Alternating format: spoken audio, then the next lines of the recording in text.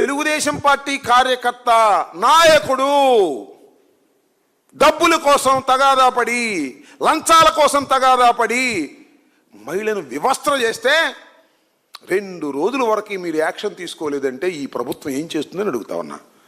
అప్పుడప్పుడు ఇక బయలుదేరి టకటకటక ఎక్కడో ప్రమాదం వచ్చేసి చంద్రబాబు నాయుడు గారు అందరికి చెబుతున్నాడంట. ఆయన నోటప్పుడు ఎందుకు వచ్చిందంటే ఇది కొంప మునిగిపోతుంది. పొద్దున్నే మేమందరం వెళ్తాం అనుకున్నాం. పొద్దున్నే 6 o'clockకి వెళ్ళి వారిని పరామర్శించాలనుకుంటే పోలీసు వారు వాళ్ళందరూ తీసుకెళ్ళిపోయి ఎంక్వైరీ అని అదేని ఇదేని మేము రాకుండా చేసేందుకు ప్రయత్నం చేశారు. ప్రయత్నం చేసినా కూడా వాళ్ళు సాయంత్రానికి వచ్చారు. ఇందాక 2 గంటలకు మేము వెళ్ళాము, వారిని పరామర్శించాము, మొత్తం విషయాలు తెలుసుకున్నాము. అతి దారుణమైనటువంటి సంఘటన. ప్రభుత్వం సరిగా యాక్ట్ చేయలేదు. ఎమ్మెల్యే రాజీ చేయడానికి ప్రయత్నం చేసింది. ఎమ్మెల్యే రాజీ చేసే ప్రయత్నం జరుగుతుంది కాబట్టి అప్పుడు దాకా కేసు రిజిస్టర్ చేయకోకుండా ఎమ్మెల్యే గారు పోలీసులకు ఇన్స్ట్రక్ట్ చేసింది. అందువల్ల పోలీసులు కేసు రిజిస్టర్ చేయలేదు. ఇంత దారుణంగా వ్యవహరిస్తున్నారు పోలీసులు. తెలుగుదేశం పార్టీ వాళ్ళ ఆదేశం మేరకు వ్యవహరిస్తున్నారు. ఆయన చెప్తాడు పాపం సిఐ అమాయకుడు, ఏం చేస్తాం పాపం. ముందు ఎమ్మెల్యే గారి దగ్గరికి వెళ్ళారంట. ఆమె చెబితే ఎండార్స్ చేస్తే అప్పుడు కేసు రిజిస్టర్ చేసామో చెబుతున్నాడు. నేను విన్నా. ముందు పోలీస్ స్టేషన్ కదా వెళ్ళింది.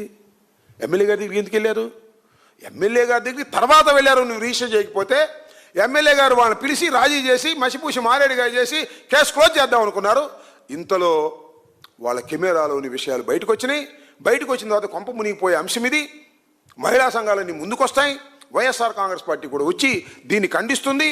కాబట్టి దీని మీద యాక్షన్ తీసుకోకపోతే మనకి కొంప మునిగిపోతుందని భావించి అప్పుడు ఈ మల్లెల మూర్తిని సస్పెండ్ చేస్తున్నట్టుగా ముందుగా ఒక కాగితం ఇచ్చేశారు. అంటే దీన్ని బట్టి కుట్ర అర్థమవుతుంది కదా. ఒక కాగితం ఇచ్చేస్తే సస్పెండ్ చేసేస్తే పని అయిపోతుంది అనుకుంటున్నారు. ఇక్కడ కారణం అది కాదు. డబ్బులు వసూలు చేసే కార్యక్రమం చేస్తున్నారు. వార్డుల్లో ప్రతి వార్డులోనూ తెలుగుదేశానికి సంబంధించినటువంటి నాయకులు క్యాష్ కలెక్ట్ చేస్తున్నారు. కలెక్ట్ చేసే క్రమంలో వచ్చినటువంటి తగాదా తప్ప మరొకటి కాదు. చంద్రబాబు నాయుడు గారు చెబుతారు ఇద్దరు మధ్యన తగాదా అంట, మధ్యలో తెలుగుదేశం ఆయన వెళ్ళా అంట.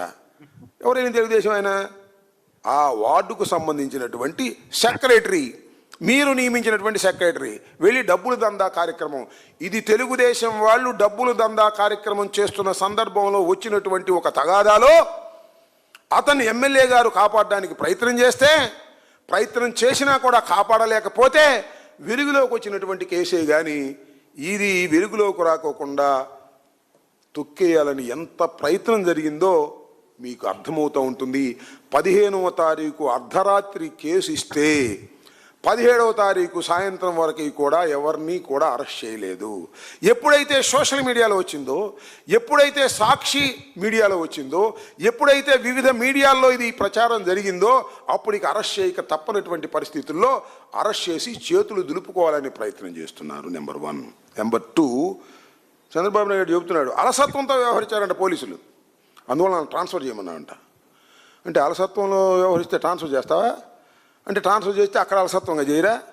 అసలు అలసత్వంగా వ్యవహరించింది సారు మీ ఎమ్మెల్యే గారు.